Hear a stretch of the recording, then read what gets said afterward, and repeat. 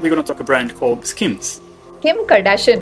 I'm Kim Kardashian West. I'm a mother, millionaire, law student, and billionaire. Proud owner of Skims shapewear products. The most important thing is that influential marketing. Their reach starting from 2021 on Ray was $1.4 billion. Till 2023, it has exceeded to 4. So that's quite a number. That's quite an augmentation of a certain statistic that we are talking about. Especially, we always conscious of your skin tone. You know, am I looking a certain color? Am I looking not? So I think that it was a belief before. But now I think with these brands coming up with inclusivity, especially like Skims, you feel comfortable in your own skin color. And when you do that, Skims as a brand adds validation to that. That you know you are beautiful and comfortable in your own skin tone or in your own skin color. And I have made the exact shapewear that you're looking for. An influencer taking help from a celebrity is the biggest strength that she has. The second being the body positivity, the inclusivity. She like no one feels when you skim through Skims website, if I may, you'll always find your tone. You'll never go back from the website, or you'll never exit the website knowing, oh my god, she doesn't have my skin tone.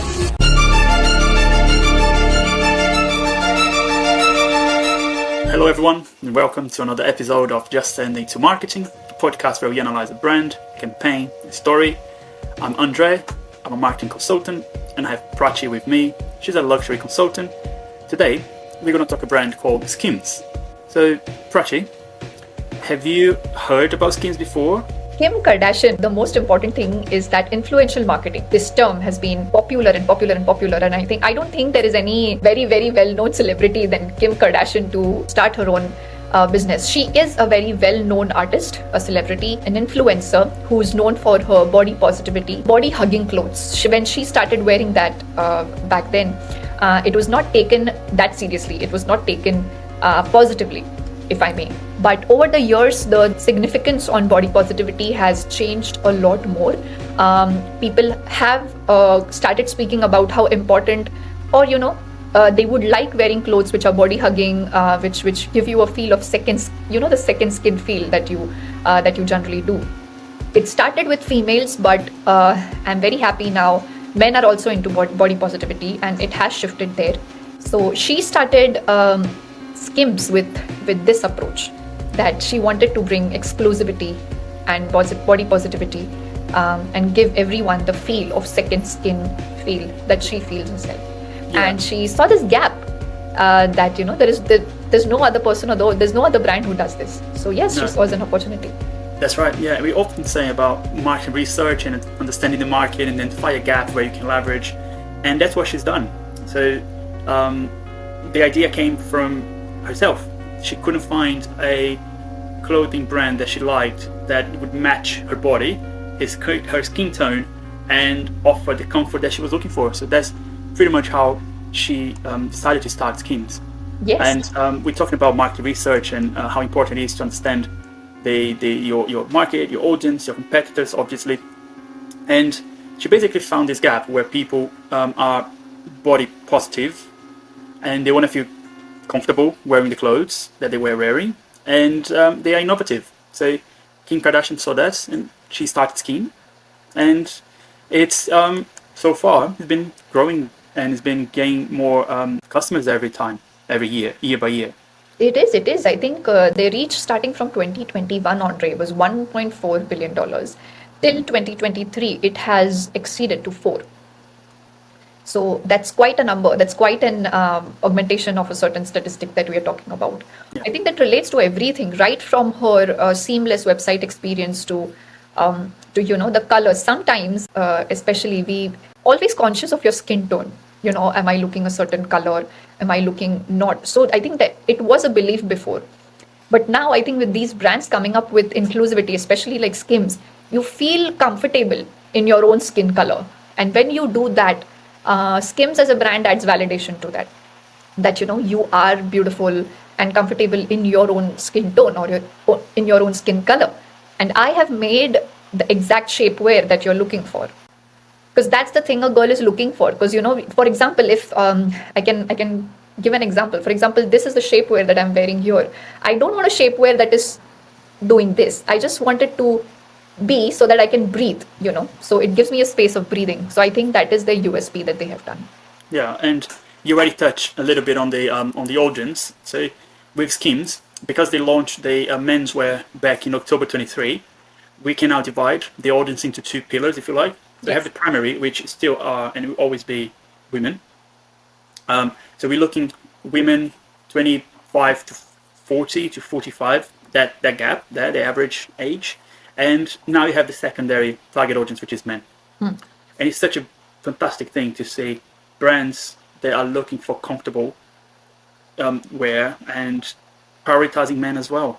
Right. Because often you see so much more clothing and options for women, and then when you're going to shop for men, it's so much more limited. Right.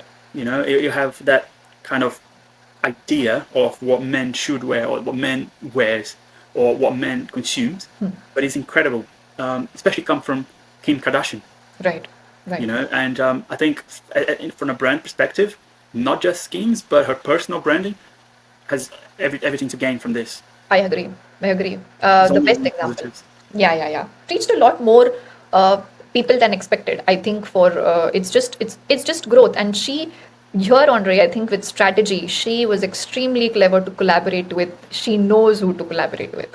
Even though there were just like 2 to 3 collaborations, but they were like collaborating with Swarovski was, I could have never imagined that Skims and Swarovski can collaborate on something with the attires that they have worn or the way they have portrayed the body positivity image. Or let's take into account the Bridgerton, the most hit show of United Kingdom currently, with its 3 seasons, Lady Whistledown, and how they have portrayed the shapewear back then. To collaborate with the series that showcases a Victorian age, taking into account her product USP, is amazing. I think when Lady Whistledown promotes it, again, it adds up. So she's using that celebrity choice and celebrity influence, not just her, but the people around her as well, in a very strategic manner. Do you think we can transfer that to a big strength for the company? Of course.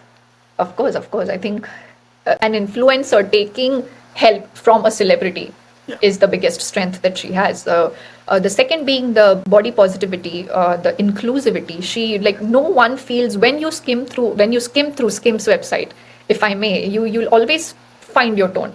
You'll never go back from the website, or you'll never exit the website knowing, oh my God, she doesn't have my skin tone. So I think that's a thing against. Third thing is that she uses 79% of nylon, which is ethically sourced. So that again is a thing, because what we say as a product, Andre, when we say that it's a second feel skin product, it's really close to your body. And if the material is not good, if it doesn't make you feel buttery soft, that means something is not adding up there. So the choice of materials and the fabrics here carry a lot more importance. So the choice of fabrics, I must give that's a strength again. Yeah. But I think when we did the episode of Feastables, we did feel that not just the dependence on influencer is gonna make a brand whole. No, that's right. Because we also talked about, you launch a product, you have your name attached to it, people will buy because of that, simple as that, but they're not going to become loyal to your brand if your product it's not good. Yes. And I think with Skims, it's the other way. People are happy. Right. People are buying it and they're becoming loyal to it. One weakness, of course, it's the high price. Right. And that's always one of the things that can be not a problem, but can be a weakness for the product, for the company. Right. The product range, when you compare other brands, other clothing brands, they have a much larger product range. Right. And it's relatively new, the brand itself. So people are still discovering it, people are still trusting it. But there's a lot going on, and they're growing, and they are delivering what they promise, which is awesome. Yes. I think we experienced that with the process of the website. When you go to the website and try and buy a Skims product, the journey on the website is pretty smooth. Like there is no barrier, or there is no milestone as to you ask yourself a question as to what should I do now, because they have their sizes and fabrics and the description so clear. that it doesn't act up as a milestone when you try and add it to the cart and then make the payment instantly. So I think they're there, but again, at the same time, the product line variation, like they have gone into sleepwear, they have gone into loungewear, for that matter, but the way they promote shapewear is it's their USP. And Yeah. if you, yeah, just like tips and I think topsy-turvy curves with whatever they are doing in terms of fabric. Yeah. And do you think that they do a consistent brand communications tone, imagery throughout the website, socials, everywhere they appear? I think not quite clear in all of the channels as we talk about, because it's just focused on. I don't think they are pretty strong in terms of the communication, because there's a lot of reading between the lines. Sometimes it doesn't come across quite clear. So I think there is a huge there's a gap. There's an opportunity there. They have to focus on that if they want to create that kind of omni-channel approach or just technological advancement approach in the online industry. So having a kind of a 360 approach on when it comes to the communication, and every channel needs to be cohesive, needs to be talking the same and passing the same message. yes, syncing. So a stronger content strategy would be something to recommend to them, I suppose. Right. And do you think in terms of imagery as well, Andre, sometimes it's there's a gap there. Sometimes it's not clear. Yeah, sometimes it's not clear. Yeah, when you look, even when you compare the socials and the website, it's not clear. Right. The message is there, but sometimes can get a little bit confusing what they want to talk to or who they're talking to. Right. So I think they need to revisit that, understand why they are not talking in one voice everywhere. Right. I think so. That is an opportunity again, and at the same time, weakness that can be turned into opportunity where the branding is extremely strong brand identity, personality, USP. But then like before the communication, the process before communication can be tapped on. Yeah, and understanding what else can they leverage from Kim Kardashian personal branding to translate to Skims. Right. Because it is important. They, at the end of the day, one in fact impacts the other. One will have an impact, positive or negative. That's what happens when you are that public figure and you are famous and you have a brand. That's what happens. Definitely. I think negative impact on her personal brand can affect Skims as a brand, whole brand as well. Yeah. So yes, we have seen that example in our uni as well. So yes, I think that, and I think Andre, this threat, one of the threat that I wanted to point out is also the dynamic mindset, the consumer dynamic mindset. Sometimes people won't be okay with shapewear, and just a cultural reference again. They were trying to name the brand kimono not long ago, so that can be a cultural backlash for someone, because kimono, when you wear a kimono, it's very different. It's a famous clothing of Singapore where they wear it. So you compare that to a shapewear. So the two are extremely different. They're poles apart. So kimono can be a cultural backlash if they would have named it kimono. So I think, so naming it Skims was clever to avoid the cultural negation there. Even to enter different markets, culture could be a potential threat as well. Yes. Some cultures are more susceptible to adapt or not. Yes. Huge one. And I think India can be one of them, because to target that consumer, you need to be extremely sensitive of how you even present a shapewear, because it's a very, very big deal. Yes. But yes, cultural is one of the threat. Again, lot to unlearn and learn as a marketer. To just know that being an influencer is not enough, and to have the courage to start something of your own, believing in yourself, that I was the first one to talk about body positivity and shapewear, and that is I feel the same for other girls and boys out there. Yeah, and have a brand with a purpose, have a brand with a meaning. We've seen that when we did the episode for Fable and Mani, how they're bringing the Indian brew culture and ancient recipes into 2024, and I think in a way not that obviously dramatic as Fable and Mani, but I think Kim Kardashian it's bringing that positivity, that's who I am, this is what we want to wear to the shop, and I think that's a bold move. Right. The bold marketing, bold move, I think everything. Just the Swarovski crystals in itself have showcased that the move is really bold, Yeah. but at the same time inspiring.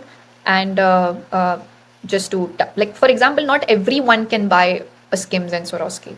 So that is a huge gap again. Pricing is a huge gap. So, Yeah. yes. Awesome. Yes, so I think we have reached the end of Skims episode. We really hope you like, share, and subscribe. Please do drop a comment if you have any other brand or advert that you would like us to talk about, and we would love to know more. We'll see you in another episode. Thank you for watching.